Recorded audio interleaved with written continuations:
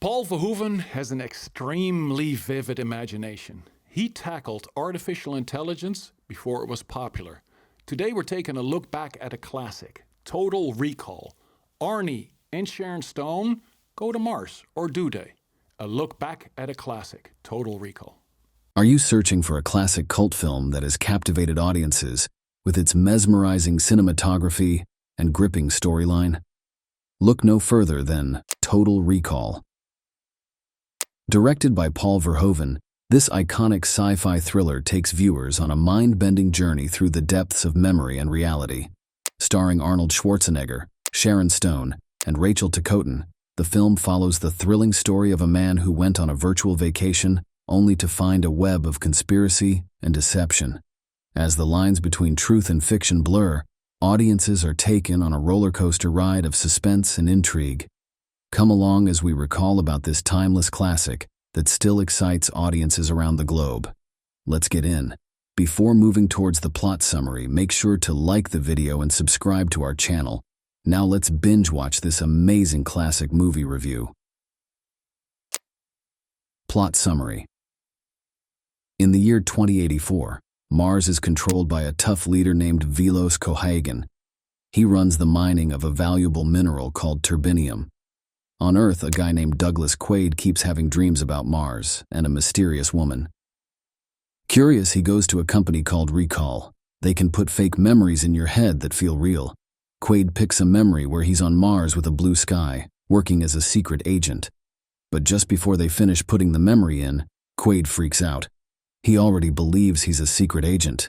The people at Recall think Cohagen's people messed with Quaid's memories, so they erase any proof that Quaid was there and send him home.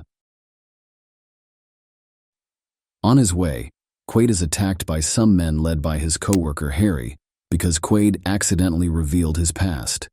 Quaid's instincts kick in, and he ends up killing his attackers. When he gets home, his wife Lori assaults him, claiming that she was assigned to watch Quaid by the agency, and that their marriage is just a fake memory implanted in his mind. Quaid runs away but is chased by armed men led by Richter, who works for Cohagen and who is Lori's real husband. A man who says he knows Quaid gives him a suitcase with supplies and a video, where Quaid identifies himself as Hauser, a friend of Cohagen who turned against him after falling in love.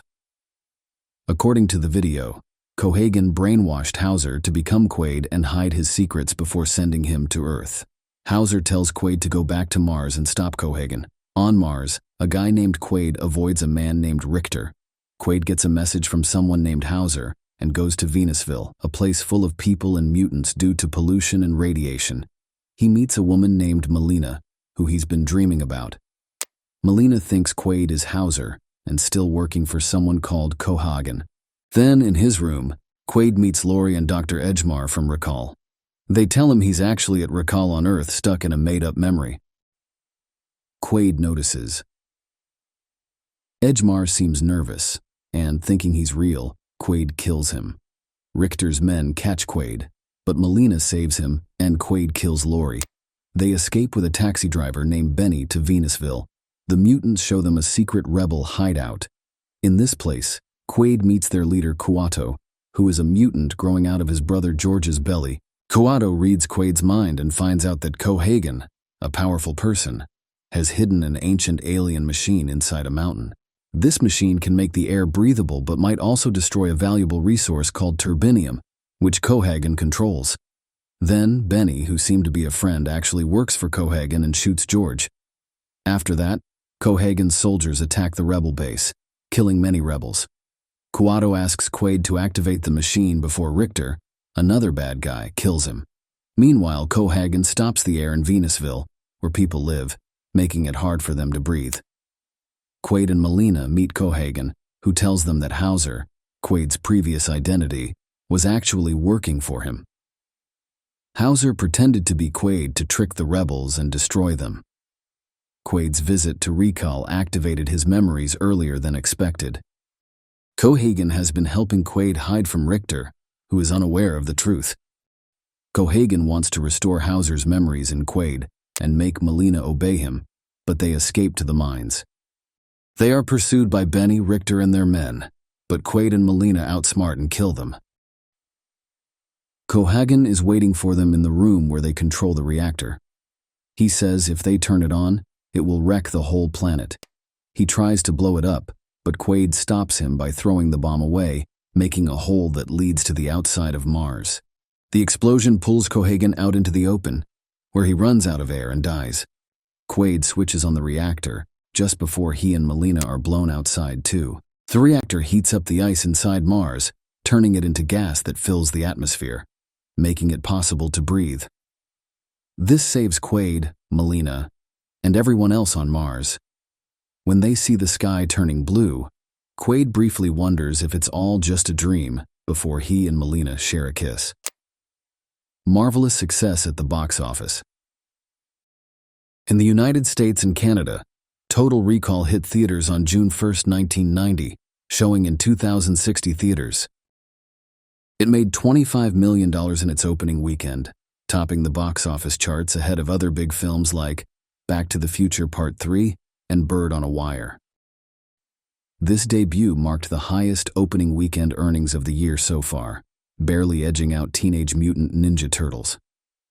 It also set a record for the highest opening weekend for an R-rated film and was one of the top 10 highest-grossing opening weekends ever.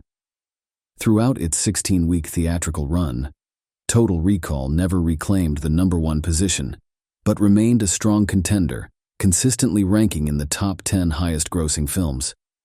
By the end of its run, the movie had amassed approximately $119.4 million in box office revenue. While exact figures for international box office earnings are not available, estimates suggest that Total Recall brought in around $142 million globally, bringing its total worldwide gross to $260 million. This made it the 5th highest-grossing film of the year, trailing behind hits like Dances with Wolves, Pretty Woman, Home Alone, and Ghost. Considering production costs and other expenses, Total Recall is estimated to have generated a profit of $36 million for the studio. Gripping reviews by audience. Review 1. When I, Arnold Schwarzenegger, go on a virtual vacation to Mars, things get crazy. I end up having to go to Mars for real. Or do I? You could say Total Recall is like a part of a series with Blade Runner and Minority Report. It's a top-notch sci-fi film from the 90s. What's cool about it is you're never quite sure what's real. Is it all a dream or something else? The special effects are over the top, especially when people's eyes bug out in space. But it's still fun to watch.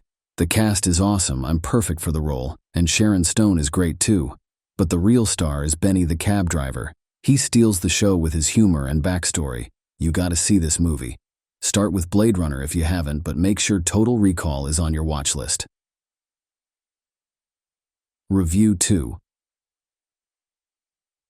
In the future, I'm Douglas Quaid, a construction worker who dreams of going to Mars, but my wife Lori prefers Saturn or a space cruise. One day I saw an ad for Recall, a company that implants vacation memories. I tried it for a Mars trip, but opted for a secret agent upgrade. During the procedure, something goes wrong, and I discover my real identity as a secret agent. Now on the run, I flee to Mars, wondering why everyone's after me. Total Recall, based on Philip K. Dick's story, had a tough journey to the screen. Arnold Schwarzenegger convinced Karolko to make it, with Paul Verhoeven directing. The film influenced many others, blending action and twists. Its effects were ahead of their time, creating a futuristic Mars and artificial reality.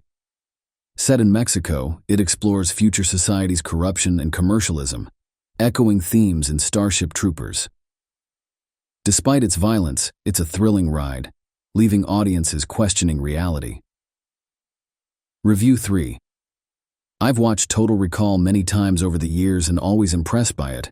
Some people don't like it, but I feel I need to defend the movie. Some say the plot is confusing, but I understood it the first time I saw it. I was amazed that Hollywood could mix such a complex story with amazing special effects.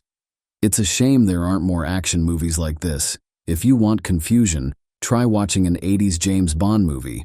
Yes, it's a violent movie, but people should know the director's work before judging. Paul Verhoeven, who made Flesh and Blood and RoboCop, isn't known for making tame films. His futuristic vision is gritty and real, not like something out of a sci-fi cartoon. I appreciate how Verhoeven makes everything seem believable. The clothes, the technology, it all feels like it could be from the 80s. And his satirical touches add depth, just like in RoboCop. That wraps up today's video. If you found it enjoyable, remember to click the like and bell buttons. Keep an eye out for our upcoming video. Take care until then.